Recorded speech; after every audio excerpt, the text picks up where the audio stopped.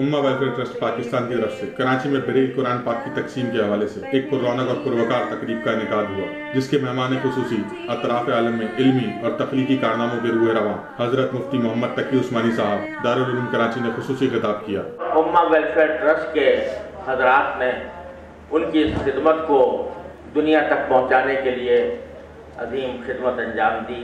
Programme کا باقاعدہ آغاز ایک نابینا بچے نے تلاوت کلام پاک سے کیا اور نعت کا نذرانہ بھی نابینا بچے نے پیش کیا۔ کعبے پہ پڑی جب پہلی نظر، کیا چیز ہے دنیا بھول گیا۔